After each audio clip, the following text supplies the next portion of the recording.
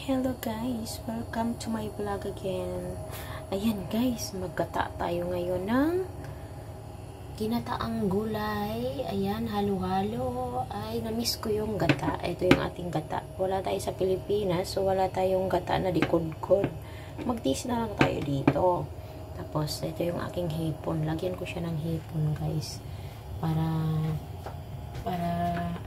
mas malinam ng pag may hipon. Dapat ito pang pakbit. So, huwag na natin siyang ipakbit. So, mainit na yung ating kawali. Ilunod na natin si bawang.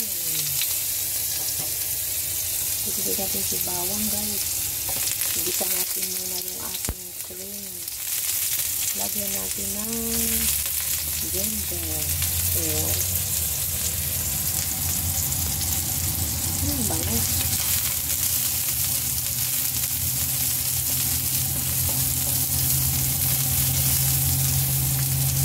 Yung shrimps ko guys, na-blanch ko na siya, kaya ganito yung kulay kasi na-blanch ko na siya.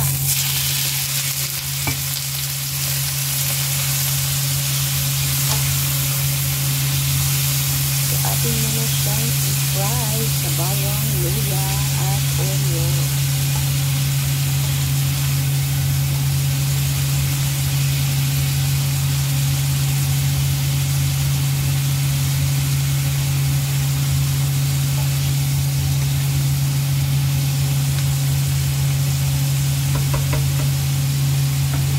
Isunod natin ang ating gulay. Pareho naman to siyang matigas, so ilagay na natin siya lahat.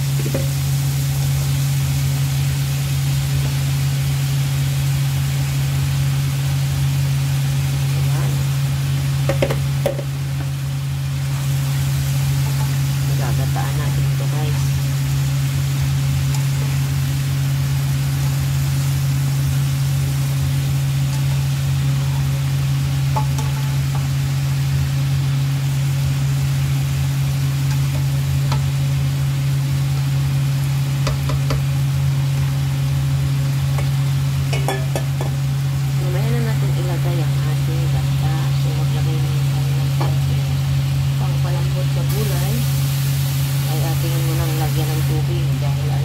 Kulangin niya ang ating gata guys. So, maglagay na lang muna tayo ng tubig para sa ating pagpalambot dito sa ating mga gulay.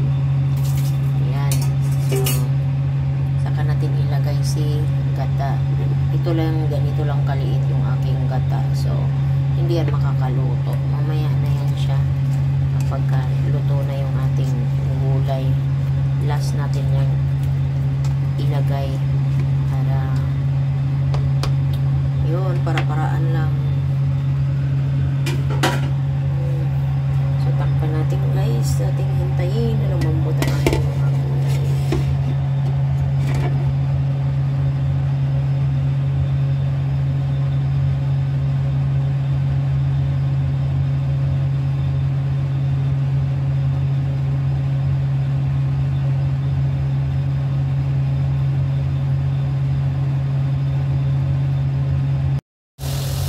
So, ayan guys, tinutuloy yung ating nagaan na kung saan naman natin sa bata.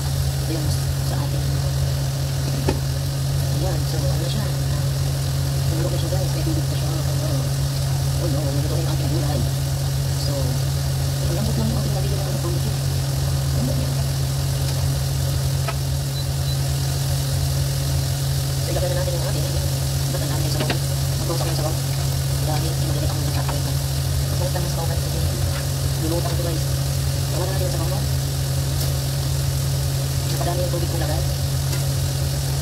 Hindi na natin pwede yung kanyang dahil na luto ng gulay, malagsak siya. So, ayan, pwede na yan. Lagay na natin yung ating latak na magigalitan.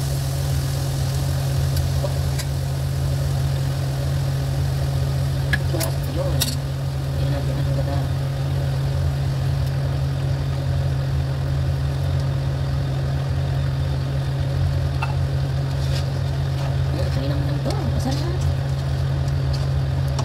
Tapos, magdagdag ng patis. Magdagdag tayo ng patis guys. Yung patis ko nilagay ko lang dito sa akin. Ito yung patis na siya. Ito yung patis. Ito yung pangpalasa natin. Ayan.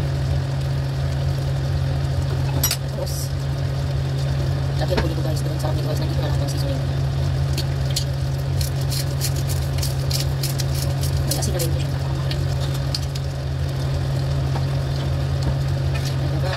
Ito ay hindi pa magdaga ng timpla. Wala pa guys. Lagyan natin ang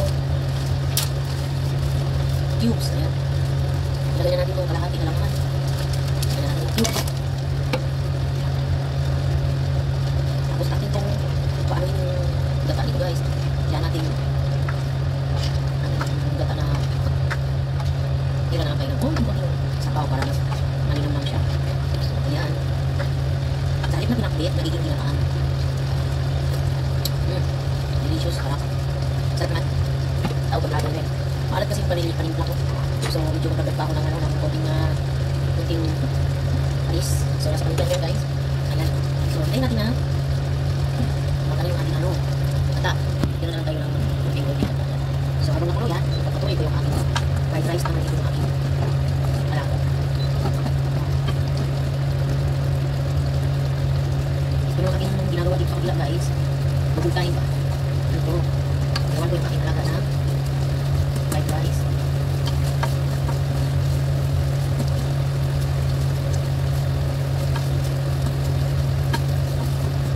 Wow! Mahalap na kunti na ang sabaw. Mahal na natin siyang i-stock para sa ganun. Eh, meron pa tayong sabaw-sabaw na kunti, no? Wow, sarap. Okay, so ayun. Tapos na ang ating ginataang gulay na may chili. So, yan guys. So, ayun ang ating ginataang gulay.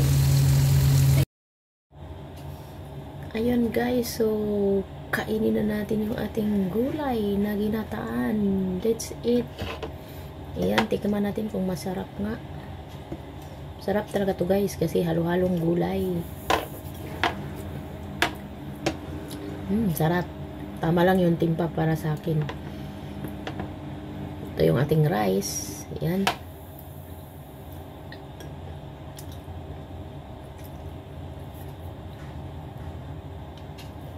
Yeah. Pero may hipon tayo, dapat meron tayong sausawan, no?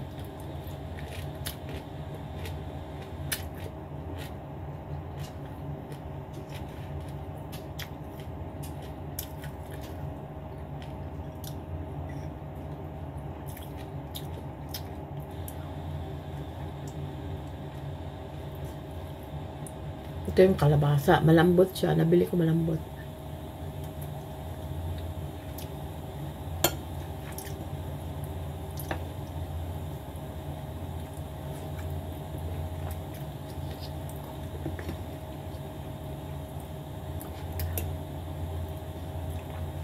Nagkikrave ako sa ginataang gulay.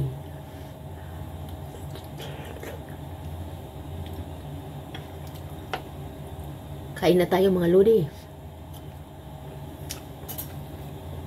Lunch time na.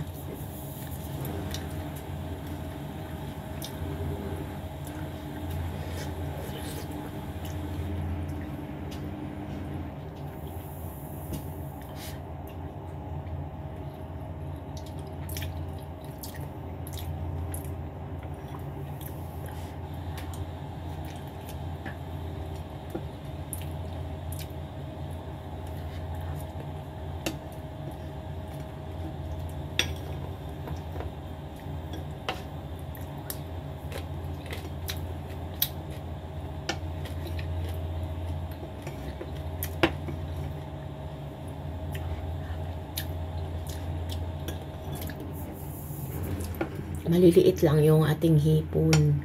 Kaya kinakain ko ng diretso. Nilinis ko ng balat niya. No?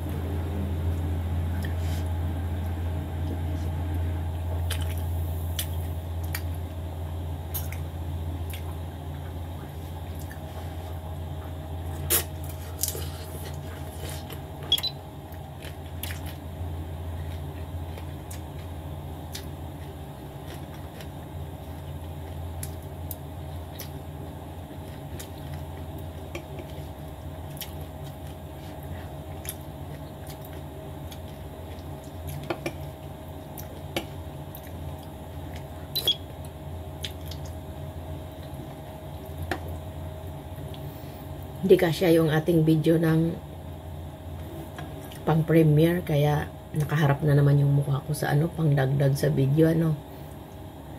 Kulang.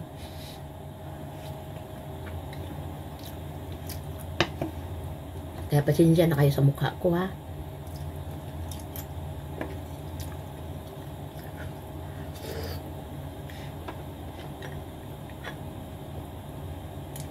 Para mabuno natin yung 13 to 36 minutes.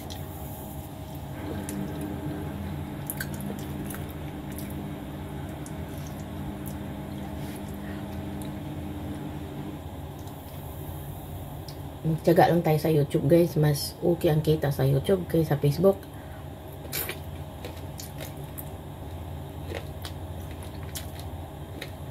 Walang budol. Nakikita mo agad. Sa Facebook hindi ko alam. Para yung email ni Mita sa akin.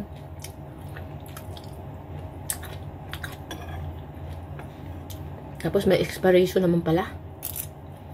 Kailangan ma-reach mo ng ganito. Pag hindi, yung dati mong kita, wala na. Ganun ba yun? Ganun din ba sa inyo? Mabuti pa si Lolo.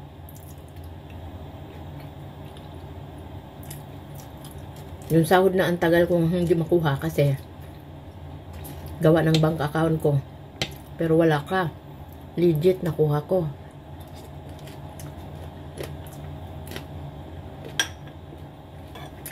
Matagal na yun. Pero nakuha ko pa din.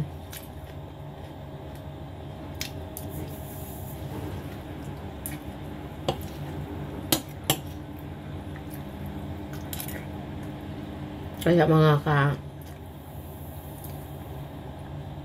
ka-YouTuber, tiis-tiis lang tayo dito kasi at least may inaasahan ka.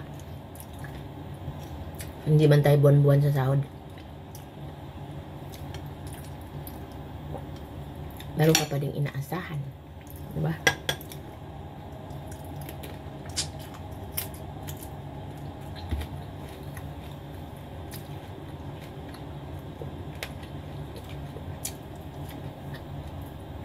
Yung akin, umabot ng magkano. Lumagpas sa threshold. Binigay niya lahat.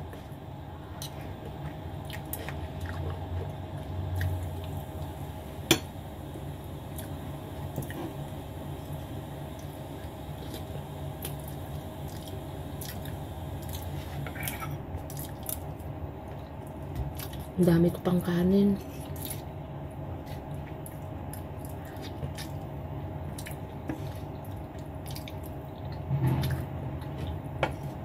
Ayan guys, naka 6 minutes na ako, almost 7. So,